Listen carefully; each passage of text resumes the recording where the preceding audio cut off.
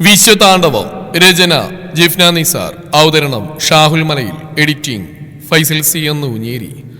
സുനിൽ തിരികെ ജീപ്പിലേക്ക് കയറാൻ തുടങ്ങിയതും ചുറ്റും കൂവിളുകൾ ഉയർന്നു. അപമാനമൊക്കെ നോട്ടത്തിൽ ദേഷ്യമായി നിറച്ചിട്ട് സുനിൽ അവരെല്ലാം ഒന്ന് ഓടിച്ചു നോക്കി. എന്നെങ്കിലും എല്ലാത്തിനെയും സൗകര്യമായിട്ട് എന്റെ കൈ കിട്ടും, അന്ന് തീർത്തരാം ഞാൻ. പല്ലുകൾക്കിടയിലിട്ട് മുരളും പോലെ സുനിൽ പറയുന്നുണ്ടായിരുന്നു അപ്പോഴും.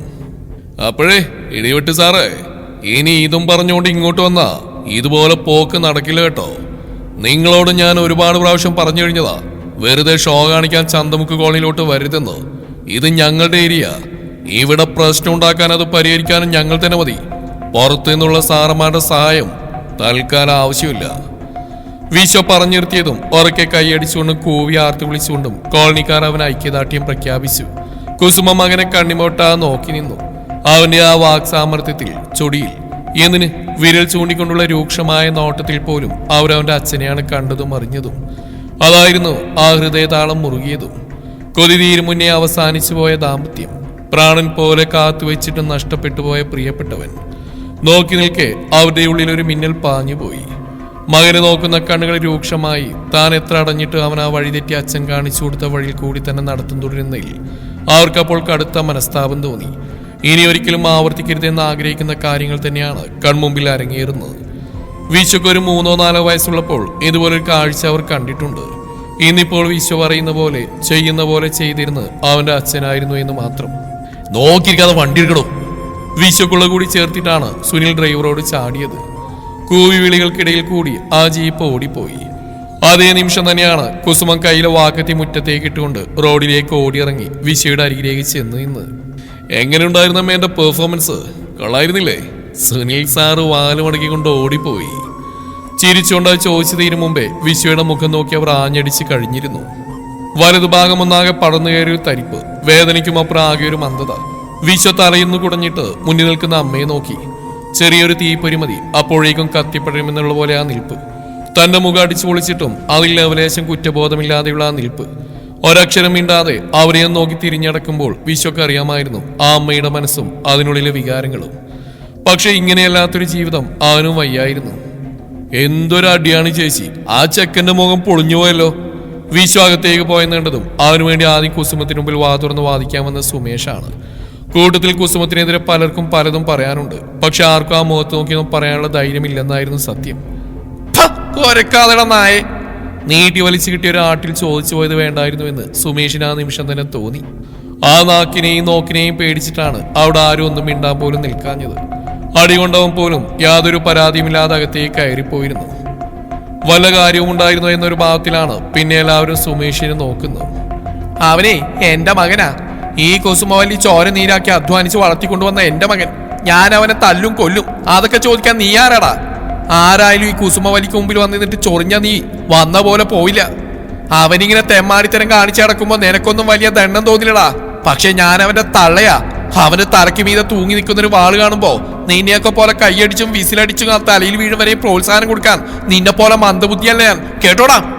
കുസുമം കൂടി നിൽക്കുന്നവർക്ക് എല്ലാം ഉള്ളതായി സുമേഷിന്റെ പറ്റിലാണ് എഴുതി ചേർത്ത്. ഇതിവിടെ പുതുമയുള്ള കാഴ്ചയില്ല. വിശ്വക്ക് വേണ്ടി ജനങ്ങൾ കൈയടിക്കുമ്പോൾ ആ ജനങ്ങൾക്ക് വേണ്ടി കുസുമം കൊടുവാളെടുക്കും, ഉറഞ്ഞു തുള്ളും. എന്റെ ചേച്ചി, അവന് ഉശിരുള്ളൊരു ആൺകുട്ടിയാ. ഈ കോളനിക്കാരുടെ ആശ്വാസമാണ്, വിശ്വാസമാണ്, ഞങ്ങളുടെ ധൈര്യ. അവനിങ്ങനെ നിങ്ങൾ കണ്ണീ ചോറയില്ലാതെ തല്ലുന്ന കാണുമ്പോൾ സഹിക്കുന്നില്ല. അവനുണ്ടെന്നുകൊണ്ടാ ആരും ഈ കോളനിക്കാരെ അനീതി കാണിക്കാത്തത്. നിങ്ങളായിട്ട് അത് ഇല്ലാതാക്കരുത്, അപേക്ഷയാ. ഏതായാലും നാറി, ഇനിയിപ്പോ പറയാനുള്ള പറഞ്ഞു തീർക്കാന്നുള്ളൊരു ഭാവമാണ് അപ്പോൾ സുമേഷിനും. കുസുമ ഒരു നിമിഷം അവനെ തുറിച്ചു നോക്കി. ഇവനെ പോലെ നിങ്ങൾക്ക് വേണ്ടി നെഞ്ചും വിരിച്ചുകൊണ്ട് ഇവനേക്കാൾ കോരി തരിപ്പിക്കുന്ന വർത്താനം പറയാൻ അറിയുന്ന ഒരാളുണ്ടായിരുന്നില്ലേ ഇവിടെ? അയാളെ നോക്കി നിങ്ങൾ പറഞ്ഞിട്ടില്ലേ അയാൾ നിങ്ങൾ കോളനിക്കാരുടെ ഭാഗ്യമാണ്, ധൈര്യമാണെന്നൊക്കെ? അതെല്ലാം കേട്ട് നിങ്ങളുടെ പ്രോത്സാഹനം കൊണ്ട് നിങ്ങൾക്ക് വേണ്ടി മുന്നിൽ നിന്നൊരു മനുഷ്യരെ മറന്നോ നിങ്ങൾ? അലറി വിളിക്കുന്ന പോലെ ചോദ്യം. മുരുകനകത്തേക്ക് പോയ വിശ്വയുടെ കൂടെ പോകണോ അവന്റെ അമ്മയെ ആൾക്കൂട്ടത്തിനിടയിൽ നിന്ന് പിടിച്ചുകൊണ്ടുവരണോ എന്നുള്ള സംശയത്തിലാണ്. രണ്ടും ഇടഞ്ഞിൽക്കുന്ന കൊമ്പന്റെ പോലെയാണ്. ദേഹം നോമെന്ന് ഉറപ്പുണ്ടവനും. വിശു കയറിപ്പോയ വീടിന് നേരെയും കുസുമത്തിന് നേരെയും ഇടവിട്ടുകൊണ്ട് അവന്റെ നോട്ടം പകുത്തുപോയി. രാജീവേട്ടൻ, എന്റെ മകന്റെ അച്ഛൻ, എവിടെ പോയി ആള്? പോയില്ലേ? നിങ്ങൾക്ക് വേണ്ടി സംസാരിച്ചു നീതിയും നിയമവും പറഞ്ഞ് നടന്നിട്ട് ഒടുവില് ജീവൻ തന്നെ പോയില്ലേ? ആർക്കാ നഷ്ടം? നിങ്ങൾക്കല്ലല്ലോ, എനിക്കല്ലേ, എന്റെ മകനല്ലേ, ഞങ്ങൾക്കല്ലേ? ഈ പ്രാവശ്യം കുസുമത്തിന്റെ ശബ്ദവും ഇടറി. പക്ഷേ മുഖത്തെ കാഠിന്യം അല്പം കൂടി കൂടുകയാണ് ചെയ്ത്. 4 വയസ്സ് മാത്രം പ്രായമുള്ള എന്റെ മകനെ എന്നെ വിട്ട് രാജീവ് മാഷ് മരിച്ച് നിങ്ങൾക്ക് വേണ്ടിയല്ലേ? നിങ്ങളിപ്പോ അതെല്ലാം മറന്നിട്ട് എന്റെ മകനെ കൂടി നിങ്ങളുടെ സ്വാർത്ഥയ്ക്ക് വേണ്ടി നടക്കില്ല. ഈ കുസുമ വല്ലിക്ക് ജീവൻ ഉണ്ടെങ്കിൽ വിട്ടുതരില്ല ഞാൻ എന്റെ മകനെ. അങ്ങനെ ഇപ്പൊ നിങ്ങളൊന്നും അവന്റെ ചോര കുടിക്കേണ്ട, വേണ്ട. കുസുമ നിന്ന് കിതച്ചു. അമ്മേ! പിന്നിൽ നിന്ന് വിശ്വ ഉറക്കി വിളിക്കുമ്പോൾ അതേ ഭാഗത്തിൽ തന്നെ കുസുമൻ തിരിഞ്ഞു നോക്കി. എന്തൊക്കെയാ അമ്മ ഈ പറയുന്നേ? വിഷ അങ്ങോട്ട് ഇറങ്ങി വന്നവരെ ചേർത്ത് പിടിക്കാൻ ശ്രമിച്ചെങ്കിലും കുസുമ ഇണങ്ങാത്ത കാട്ടുമൃഗത്തെ പോലെ ഒന്ന് കുതിരപ്പിടഞ്ഞിട്ട് അവനെ തുറിച്ചു നോയിക്കൊണ്ട് നിന്നു. നീ മിണ്ടരുത്. നീ ഇവരുടെ ആളാ. അല്ലായിരുന്നെങ്കിൽ നിന്റെ അച്ഛന്റെ ഗതി നിനക്ക് വള്ളി പുള്ളി വിടാതെ ഞാൻ പറഞ്ഞു തന്നിട്ടും വീണ്ടും നീ ഈ നശിച്ച കൂട്ടത്തിൽ പെടുവോ? എന്നെ തോൽപ്പിക്കാൻ ശ്രമിക്കോ? പറയടാ, പറയൂ. പറയുന്നതിനിടെ തന്നെ വിശ്വക്ക് വീണ്ടും അടി കിട്ടുന്നുണ്ട്. പക്ഷെ അവനൊന്നുപോലും തടയാതെ മൊങ്കുനി ചെന്നിട്ട് അത് ഏറ്റുവാങ്ങി. അല്പം മുന്നേ ഇടിവിട്ട് സുനിലിന്റെ മുമ്പിൽ തലവരുത്തി നിന്നിട്ട് വീര്യം കാണിച്ചവൻ പക്ഷെ അമ്മയ്ക്ക് മുന്നിൽ തലകുനിച്ച് നിന്നുകൊടുത്തു. കുസുമം വീണ്ടും വീണ്ടും എന്തൊക്കെയോ വിളിച്ചു പറയുന്നുണ്ട്. 22-ാം വയസ്സിൽ കൊതിമാറാത്ത ജീവിതം അവർക്ക് നൽകിയ വൈദവ്യം, അന്ന് അനുഭവിച്ച യാതനകൾ, അത്ര പെട്ടെന്നൊന്നും ആ സ്ത്രീ ജന്മം മറന്നു പോകുന്നതല്ല അതൊന്നും. അന്ന് തന്നെ തനിച്ചാക്കി മാറ്റിയ ആ വഴിയിൽ കൂടി തന്നെയുള്ള മകന്റെ പോക്ക്, അതെല്ലാം അവരെ ഭ്രാന്ത് പിടിപ്പിച്ച പോലെ വല്ലാത്തൊരവസ്ഥയിലെത്തിച്ചു. രാജീവ് മാഷിന്റെ മകന് നീതികേട് കണ്ടാ ചോദ്യം ചെയ്യാൻ തോന്നുന്നു. ഞാൻ തന്തൊക്കെ പറഞ്ഞ മകനായതുകൊണ്ടല്ലേ അമ്മേ? തന്നെ അടിക്കാൻ നിവർത്തി പിടിച്ച കൈകൾ ആ ഒരൊറ്റ ചോദ്യത്തിൽ താഴ്ത്തിക്കളഞ്ഞു. മുരുകനൊപ്പം ബാക്കിയുള്ളവർ കൂടി ആശ്വാസം പകരുന്ന ഒരു കാഴ്ചയായിരുന്നു അത്. അവർക്കറിയാം കുസുമ എത്രയൊക്കെ ബഹളം വെച്ചാലും അതിനെതിരിടാൻ വിശ്വയുടെ കയ്യിൽ എന്തെങ്കിലും ഒരു ആയുധം ബാക്കിയുണ്ടാവുമെന്ന്. ആർക്കു മുമ്പിൽ അല്പം പോലും മെരുങ്ങാത്ത കുസുമം അല്പമെങ്കിലും അടങ്ങുന്നത് വിശ്വക്ക് മുന്നിലാണ്. കൈക്കരുത്തുകൊണ്ടല്ല, വാക് സാമർഥ്യം കൊണ്ട് അവൻ അവരെ നേരിടും. അവന്റെ അച്ഛനെ പോലെ തന്നെ. അച്ഛനെ ഏൽപ്പിച്ചു പോയൊരു കടമ, അതല്ലമ്മേ ഞാൻ ചെയ്യുന്നത്. അതാവില്ല അച്ഛനും സന്തോഷം, സമാധാനം. എന്നിൽ നിന്ന് അച്ഛനും അതായിരിക്കില്ല ആഗ്രഹിക്കുന്നത്. അത് തീർത്തു കൊടുക്കേണ്ട ഒരു മകനെന്ന നിലയിൽ എൻ്റെ കടമയല്ലേ? അപ്പൊ അതിനിങ്ങനെ എതിര് പറയുമ്പോൾ ഞാൻ അച്ഛനനുസരിക്കോ അത് അമ്മയനുസരിക്കോ? അതുകൂടി ഒന്ന് പറഞ്ഞ അമ്മ എനിക്ക്. വിശ്വയുടെ ചോദ്യത്തിന് അവരൊന്നും മിണ്ടിയില്ല. അവന് തുറിച്ചു നോക്കിക്കൊണ്ട് അതേ നിൽപ്പ് നിൽക്കുന്നുണ്ട്. സത്യത്തിൽ കൂടിയുന്നവർക്ക് പോലും സഹതാപം തോന്നിപ്പോകുന്നുണ്ട്. അവർ പറഞ്ഞ പോലെ നഷ്ടം അവർക്ക് മാത്രമായിരുന്നു. അല്ല, തീർച്ചയായും അത് അങ്ങനെയായിരുന്നില്ല. കോളനിക്കാർക്ക് കൂടി ആ നഷ്ടം വളരെ വലുതായിരുന്നു. പക്ഷേ അവരോളമില്ല എന്നുള്ളത് സത്യമാണ്. ഇത്തിരിയില്ലാത്ത കുഞ്ഞിനെയും കൊണ്ട് സ്വന്തം എന്ന് പറയാൻ വേറെ ആരുമില്ലാതെ അവരുടെ യാത്ര വെല്ലുവിളി നിറഞ്ഞതായിരുന്നു. കൂടെ ഉണ്ടാവുമെന്ന് പറയുമെങ്കിലും അത് പലപ്പോഴും വാക്കിലൊതുക്കി തീർക്കാൻ മാത്രമേ കോളനിക്കാർക്ക് കഴിയൂ. കാരണം സ്വന്തം കുടുംബം തന്നെ അരിഷ്ടിച്ച് കഴിഞ്ഞു പോകുമ്പോൾ മറ്റൊരാളെ സഹായിക്കാൻ മാത്രം വലിപ്പമുള്ള സമ്പാദ്യമൊന്നും ആരുടെ കയ്യിലുമില്ല. ജീവിതത്തോട് പൊരുതി പടവെട്ടി മകനെ വളർത്തിയ ഒരു അമ്മയുടെ ആകുലത അതത്ര ചെറുതായി കാണാനും വയ്യ. പക്ഷേ വിശ്വ അവരുടെ ആശ്രയമാണ്. എത്രയൊക്കെ വേണ്ടെന്ന് വെച്ചാലും കാര്യങ്ങൾ അവനിലേക്ക് തന്നെ എത്തിപ്പെടുന്നു. അവന് മാത്രം അഴിച്ചു കളയാൻ കഴിയുന്ന നിരവധി കെട്ടുകൾ നിറഞ്ഞൊരാൾക്കൂട്ടമാണ് ആ ചന്തമുക്ക് കോളനി. ഒരക്ഷരം ആ കുസുമം തിരിഞ്ഞടക്കുമ്പോൾ വിശ്വയുടെ മുഖം തീർത്തും തിളക്കം മങ്ങിപ്പോയിരുന്നു. മുരുകനെ ഒന്നുകൂടെ നോക്കിയിട്ട് മറ്റാരെയും ശ്രദ്ധിക്കാതെ അവൻ മുണ്ടും മടക്കി കുത്തി റോഡിലേക്ക് ഇറങ്ങി നടന്നു. അയാളെ തോൽപ്പിക്കാനുള്ള ഒരേ ഒരു വഴിയാണ് ദാ അത്. അയാൾ ചൂണ്ടിക്കാണിക്കുന്നിടത്തേക്ക് മോഹൻദാസിന്റെ കണ്ണുകൾ പാഞ്ഞു. കുറച്ചു മാറിയ ഒരു മരത്തിന് കീഴെ നിർത്തിയിട്ടുള്ള ഒരു ബ്ലാക്ക് ബെൻസ് കാർ. അതിൽ ചാരി നിൽക്കുന്ന അതീവ സുന്ദരിയായ ഒരു പെൺകുട്ടി.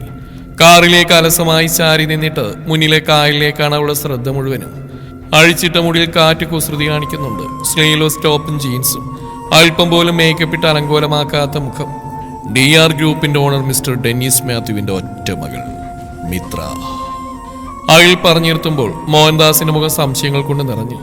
പറഞ്ഞേറാം. ഗൂഢമായ ഒരു ചിരിയോടെ പറഞ്ഞുകൊണ്ട് അയാൾ നിർത്തിയിട്ടിരിക്കുന്ന അവരുടെ കാർ സ്റ്റാർട്ട് ചെയ്തു. മിത്രയുടെ അരികിലൂടെ വളരെ സാവധാനത്തിൽ കാർ ഓടിച്ചു പോകുമ്പോൾ മോഹൻദാസ് ഒരു വട്ടം കൂടി മിത്രയെ നോക്കി. അവൾ അപ്പോഴും കായലിന് നേരെയാണ് നോക്കുന്നത്. DR ഗ്രൂപ്പുമായുള്ള മത്സരത്തിന് വർഷങ്ങളുടെ പഴക്കമുണ്ട്. മോഹൻദാസിന്റെ അച്ഛനും ഡെന്നീസ് മാത്യുവിന്റെ അപ്പനും ജീവിച്ചിരുന്ന കാലത്തെയുള്ള വെല്ലുവിളികളും മത്സരങ്ങളും മക്കൾ കൂടി കൈമാറിയിട്ടാണ് മുൻഗാമികൾ കളം വിട്ടൊഴിഞ്ഞു പോയത്. പക്ഷേ മക്കൾ ആ മത്സരത്തിൽ പകയും വൈരാഗ്യങ്ങളും കൂടി നിറക്കുമ്പോൾ അത് കൂടുതൽ സങ്കീർണമാവുകയും ചെയ്തു. ഡെന്നീസിന്റെ DR ഗ്രൂപ്പും മോഹൻദാസിന്റെ DS ഗ്രൂപ്പും ലോകശ്രദ്ധ പിടിച്ചു പറ്റിയ 2 ബ്രാൻഡുകളായി വളർന്നിട്ടും ഒരാൾക്ക് മറ്റൊരാളെ തോൽപ്പിക്കാനാണ് കൂടുതൽ ത്വര. അതല്പം കൂടുതൽ മോഹൻദാസിന് തന്നെയാണ്. കുതന്ത്രങ്ങൾ അത്രയ്ക്ക് അങ്ങോട്ട് പ്രോത്സാഹിപ്പിക്കാതെ ഡെന്നീസും ടീമും എല്ലായിടത്തും ജയിക്കുന്ന കുറച്ചു നാളായി മോഹൻദാസിന്റെ ഉറക്കം കെടുത്തി കളഞ്ഞിട്ടുണ്ട്. ഈ പ്രാവശ്യം കേന്ദ്രത്തിന്റെ പ്രത്യേക പെർമിഷനോട് കിട്ടിയ ഒരു പ്രൊജക്ട്, അതിൽ ഡെന്നീസിനെ തോൽപ്പിക്കാത്ത തനിക്കിനി ഒരു നിലനിൽപ്പില്ലെന്ന് മനസ്സിലാക്കിയ മോഹൻദാസ് അതിനുള്ള മാർഗം തിരയാൻ തുടങ്ങിയിട്ട് കുറച്ചു നാളായി. അയാളുടെ PA ആണ് അഖിൽ. വിശ്വസ്തരായി 3-4 പേരെയുണ്ട് ആ ടീമിൽ. ഡെന്നീസിനെ തോൽപ്പിക്കാൻ എന്തു ചെയ്യാൻ ഒരുക്കമായിരുന്ന മോഹൻദാസിന് മുന്നിലേക്ക് അഖിൽ മിത്രയെ കാണിച്ചു കൊടുത്ത് എന്താണെന്ന് അയാൾക്ക് അപ്പോഴും മനസ്സിലായില്ല. മിത്ര അപ്പോഴും ഇതൊന്നും ശ്രദ്ധിക്കാതെ മുന്നിലെ കായലിന് നേരെ നോക്കിയിരിക്കുകയാണ്. സാറൊന്നും പറഞ്ഞില്ല. മുന്നിലൊന്നും മിണ്ടാതിരിക്കുന്ന മോഹൻദാസിന് നേരെ നോക്കി അഖിൽ ചോദിക്കുമ്പോൾ അയാൾ എഴുന്നേറ്റു. പ്ലാൻ? ഒന്ന് ശ്വാസം എടുത്തുകൊണ്ട് മോഹൻദാസ് അഖിലിന് നേരെ നോക്കി. അഖിൽ മാത്രമല്ല, കിരണും അലോഷിയുമുണ്ട് കൂടെ. പ്ലാൻ? മൂവര് ഒരുമിച്ച് ചോദിച്ചുകൊണ്ട് മോഹൻദാസിനെ നോക്കി.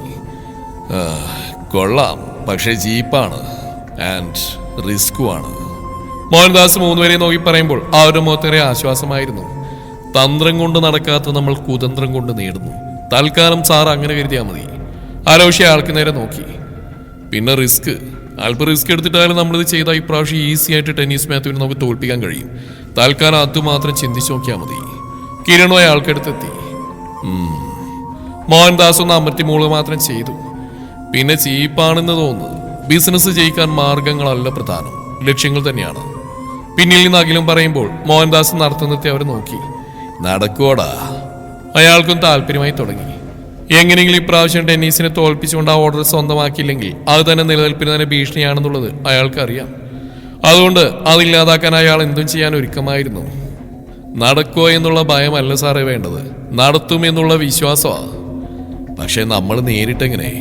ഡെന്നീസ് അത്ര നിസ്സാരക്കാരനായ ആളല്ല, അറിയാലോ അയാളെ അയാളുടെ ടീമിനെയും.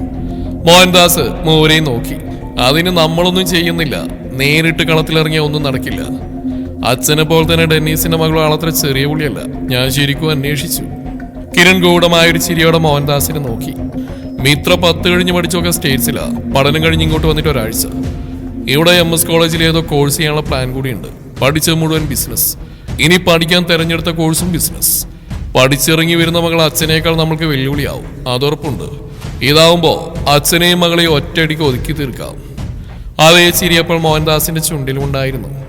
പിടിക്കപ്പെട്ടാൽ നമ്മളിലേക്ക് ഒരിക്കലും എത്തിപ്പെടാൻ യാതൊരു സാധ്യതയില്ലാത്ത ഒരാൾ നമ്മൾ കണ്ടുപിടിക്കുന്നു. തീർത്തും ലോക്കൽ ഏരിയയിൽ നിന്നുള്ള ഒരാൾ. അയാൾക്കൊരിക്കലും സ്വപ്നം കൂടി കാണാത്ത കാശ് നമ്മൾ കൊടുക്കുന്നു. അതിനുമേൽ നമ്മളൊരു കമ്മിറ്റ്മെന്റ് ഉണ്ടാക്കിയെടുക്കുന്നു. നമ്മൾ കൊടുക്കുന്ന കാശിന് പകരം DR ഗ്രൂപ്പ് ഉടമ ഡെന്നീസ് മാത്യുവിന്റെ ഒരേ ഒരു മകൾ മിത്ര ഡെന്നീസിനെ പ്രണയിക്കാൻ അവൻ വരുന്നു. വല്ലാത്തൊരു ചിരിയോടെ കിരൺ അത് പറഞ്ഞിർത്തുമ്പോൾ അവനേക്കാൾ ഉച്ചത്തിൽ സന്തോഷത്തിൽ മോഹൻദാസും ചിരിക്കുകയാണ്. നേരുന്നറിയുമില്ലാത്തൊരു ചതിയുടെ കഥ അവിടെ ആരംഭിച്ചു കഴിഞ്ഞു. പപ്പയുടെ വർക്കിച്ച ആളിലേക്ക് ചെല്ലുമ്പോൾ അവിടെ ഉണ്ടായിരുന്ന വർക്കിച്ചോണ്ട് മിത്ര ചോദിച്ചു. അയാളൊന്ന് ചിരിച്ചിട്ട് പുറത്തേക്ക് വിരൽ ചൂണ്ടി.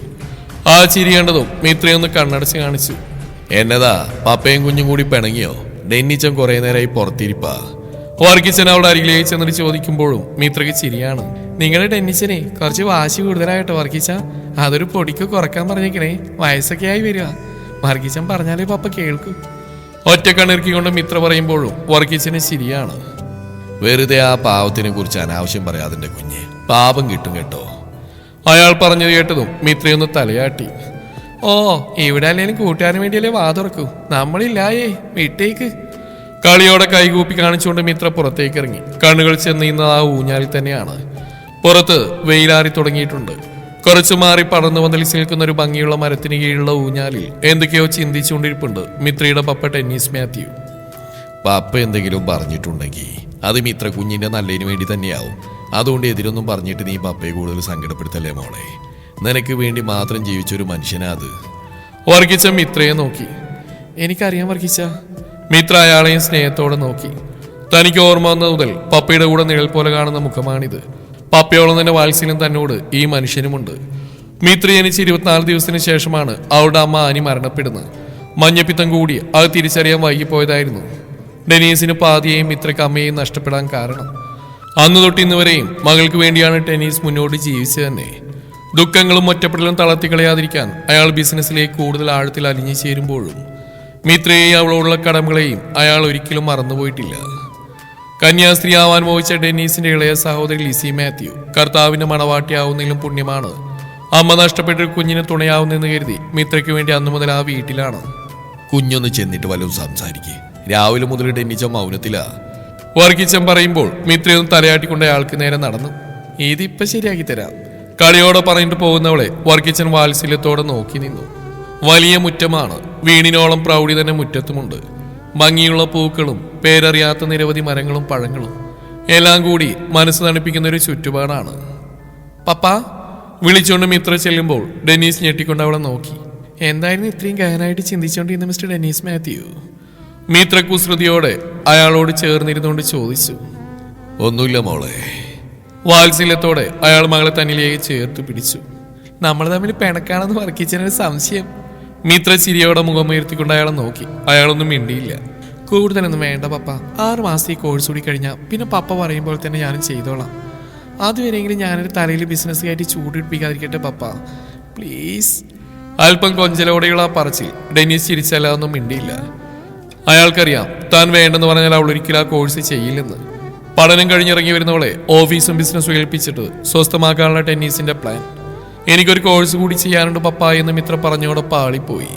പക്ഷേ മകളുടെ ആഗ്രഹത്തിന് നേരെ കണ്ണടക്കാൻ അയാൾക്ക് കഴിയില്ല. സത്യം പപ്പ, ഇതോടെ മിത്ര ടെന്നീസ് മാറ്റി പഠനം അവസാനിപ്പിച്ചുകൊണ്ട് പൂർണ്ണമായിട്ടും പപ്പ പറയുന്ന അനുസരിച്ചുകൊണ്ട് ജീവിച്ചോളാം, പ്ലീസ്. മിത്ര വീണ്ടും മുഖം ചുളിക്കൊണ്ട് അയാളോട് കൊഞ്ചി.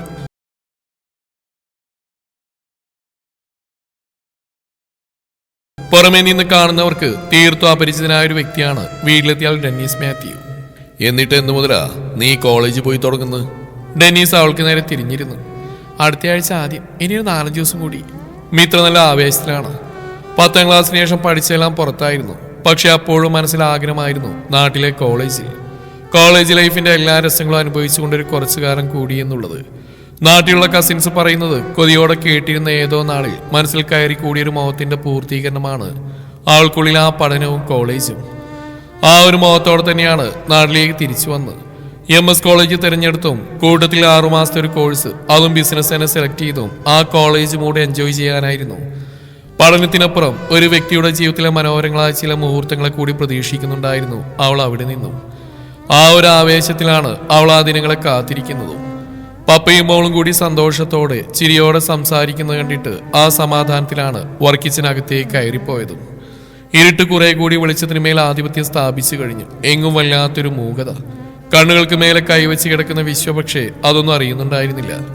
രാവിലെ വീട്ടിൽ നിന്ന് ഇറങ്ങി വന്നവനാണ്. ഇടക്ക് മുരുകൻ അടുത്തുള്ള ഒരു പെട്ടിക്കടലിൽ നിന്ന് വാങ്ങിച്ചു കൊടുത്ത ചായയും പഴവുമാണ് അവന്റെ അന്നത്തെ ആഹാരം. വീട്ടിലേക്ക് ഓടിച്ചെന്നിട്ടൊന്നും വലിയ കാര്യമൊന്നും ഉണ്ടാവില്ല. അന്ന് മാത്രമല്ല, ഇനി വരുന്ന 1-2 ദിവസം ഇന്നത്തെ സംഭവങ്ങളുടെ പ്രതിഷേധം പോലെ കുസുമം പച്ചവെള്ളം തിളപ്പിക്കില്ല. ഉള്ളിലെ ദേഷ്യവും വാശിയും തീരുവോളം വിശ്വയമ്മ ശല്യം ചെയ്തില്ല. പോക്കിൽ കിടന്നുകൊണ്ട് ഫോൺ ബെല്ലടിക്കുമ്പോൾ ആ കിടപ്പിൽ തന്നെ വിശ്വ അതെടുത്തു വെച്ച് കാതോട് ചേർത്ത് വെച്ചു. മുരുകനാണ് വിളിക്കുന്നത്. എവിടെയാണെന്ന് ചോദിക്കുന്നുണ്ട്. ആൾത്തറയിലുണ്ടെന്ന് പറയുമ്പോൾ പിന്നെയൊന്നും മിണ്ടാതെ ഫോൺ കട്ട് ചെയ്തു. അവനുണ്ടായിരുന്നു വിശ്വയുടെ കൂടെ. ഇടയ്ക്ക് വക്കീലൊന്ന് കാണണമെന്ന് പറഞ്ഞ് വിളിച്ചിട്ട് പോയതാണ്. വക്കീൽ ഉപകാരിയാണ്. വിശ്വ അയാൾക്ക് വലിയ കാര്യമാണ്. അവനുണ്ടാക്കുന്ന കേസുകൾ അയാളാണ് കൈകാര്യം ചെയ്യാറുള്ളത്. ഫീസായി ഒന്നും കൊടുക്കേണ്ടതില്ല. പകരം വക്കീൽ പറയുന്ന അല്ലറ ചില്ലറ കാര്യങ്ങൾ വിശ്വ തിരിച്ചും ചെയ്തു കൊടുത്താൽ മതി. ചുരുക്കത്തിൽ ഒരു കൊടുക്കൽ വാങ്ങൽ ഏർപ്പാട്. 2 കൂട്ടരുടെ കാര്യങ്ങളും നടക്കും. 5 മിനിറ്റ് കൊണ്ട് മുരുകൻ തിരിച്ചു വന്നു. ഓരോരോ വള്ളിക്കെട്ട് കേസ് കൃത്യമായിട്ട് എങ്ങനെയാളുടെ തലയിൽ തന്നെ വന്ന് വീഴുന്നു ആവോ. പിറുവിരുത്തോണ്ട് മുരുകൻ അരികിൽ വന്നിരുന്നപ്പോൾ വിശ്വ വെറുതെ തലമുക്കി നോക്കിയിട്ട് അവിടെ തന്നെ കിടന്നു. വക്കീലിനെ കണ്ടു. മുരുകൻ പറയുമ്പോൾ വിശ്വയൊന്ന് മൂളി. അയാൾക്കൊരാളെ വേണമെന്ന് ചോദിക്കുന്ന കാശ് കിട്ടും, അത് പറയാനാണ് ഇപ്പോൾ വിളിച്ചത്. മുരുകൻ അത് പറയുമ്പോഴും വിശ്വ വെറുതെ ഒന്ന് മൂളി. എന്താണ് ജോലി എന്ന് ചോദിക്കടാ നീ? മുരുകൻ വിശ്വയെ പിടിച്ചു വലച്ചു. ആ പറയങ്ങോട്ട്. അവൻ വലിയ താല്പര്യമൊന്നുമില്ലാതെ ആവശ്യപ്പെട്ടു. ഒരു പെണ്ണിനെ പ്രേമിച്ചു വളച്ചിട്ട് അതിനെ കൊണ്ടത് ആവശ്യമുണ്ട് പോലും. മുരുകൻ പറയുമ്പോൾ വിശ്വയുടെ മുഖം ചുളിഞ്ഞു. പ്രേമിക്കാനോ? വിശ്വ എഴുന്നേറ്റിരുന്നുകൊണ്ട് മുരുകന്റെ നേരെ നോക്കി. ആ അങ്ങനെയാ വക്കീൽ പറഞ്ഞു. മുരുകൻ ഉറപ്പിച്ചു പറഞ്ഞു. അതും ചോദിക്കുന്ന പൈസ കിട്ടും. മുരുകന്റെ ശബ്ദത്തിലൊരു മാറ്റം. വിശ്വ അവനെ തുറിച്ചു നോക്കി. അതിന് നീ എന്നെ നോക്കി പേടിപ്പിച്ചിരുന്ന കാര്യം? കാണാൻ അത്യാവശ്യം മെനയുണ്ടാവണം. പിന്നെ പെണ്ണൊരു കാശുകാരിയാ. അവൾക്കൊപ്പം ചേർന്ന് നിൽക്കാനുള്ള ലുക്കും പഠിപ്പും വിവരം വേണം. എനിക്ക് ഈ പറഞ്ഞില്ല ഏതെങ്കിലും ഒന്നുണ്ടോ? കരിങ്കുറങ്ങം ഞാനാണ് കൂടുതൽ കറുപ്പെന്ന മത്സരത്തിൽ വെച്ചാൽ ഞാൻ ഈസിയായിട്ട് ജയിച്ചു വരും. അപ്പോഴാ ഇനി കാശിനെ പ്രേമിക്കാൻ പോകുന്നത്. മുരുകൻ പറയുന്ന കേട്ടിട്ട് വിശ്വ ചിരിയമർത്തി.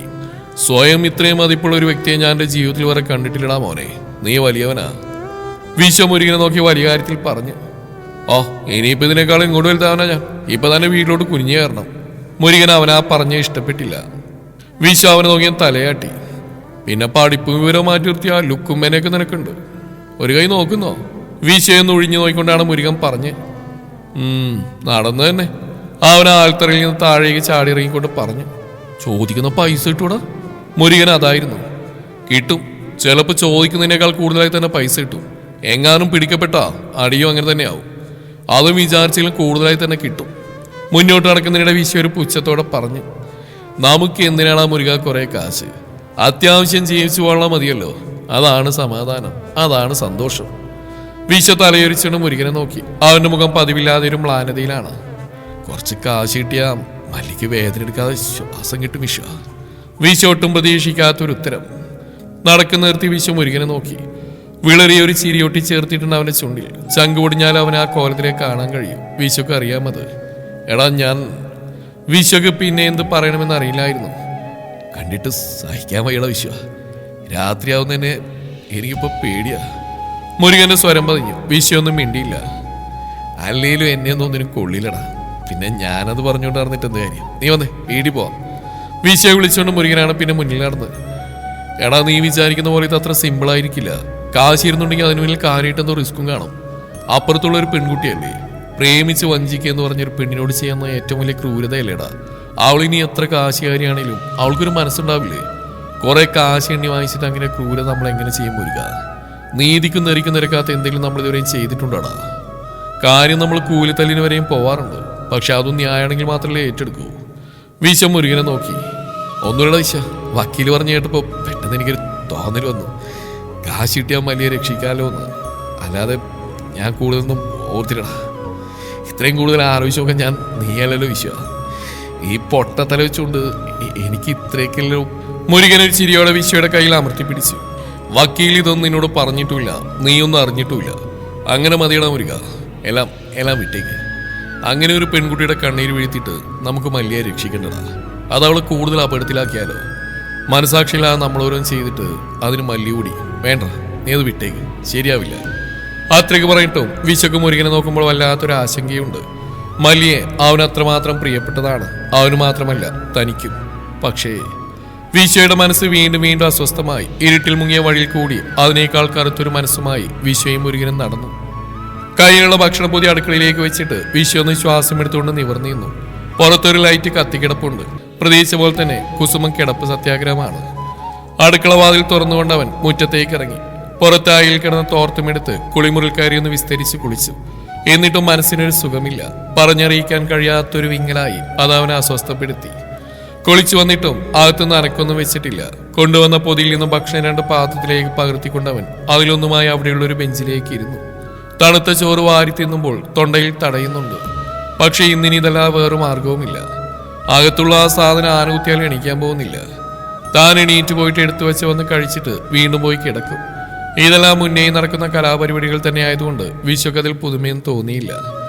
അമ്മയ്ക്ക് അമ്മയുടെ ന്യായങ്ങളുണ്ടെങ്കിൽ തനിക്ക് തൻ്റേതുമുണ്ട്. തോറ്റു കൊടുക്കാൻ രണ്ടാൾക്കും മനസ്സുമില്ല. കുറച്ച് കാശ് കിട്ടിയാ മലിക്ക് വേദനയില്ല, ശ്വാസം എടുക്കാലോടാ. മുരുകന്റെ വാക്കുകൾ മനസ്സിലേക്ക് വന്നു. വിശ്വക്ക് പിന്നെ കഴിക്കാനും തോന്നിയില്ല. വിശപ്പെല്ലാം കെട്ടുപോയതുപോലെ ഒരു തോന്നൽ. നാശം, എല്ലാം കൂടി മനുഷ്യന് സ്വസ്ഥത തരില്ല. കൈ കുടഞ്ഞുകൊണ്ട് അവൻ എഴുന്നേറ്റിരുന്നു. തുടരും ഈ കഥയുടെ ബാക്കി ഭാഗം നാളെ ഇതേ സമയം.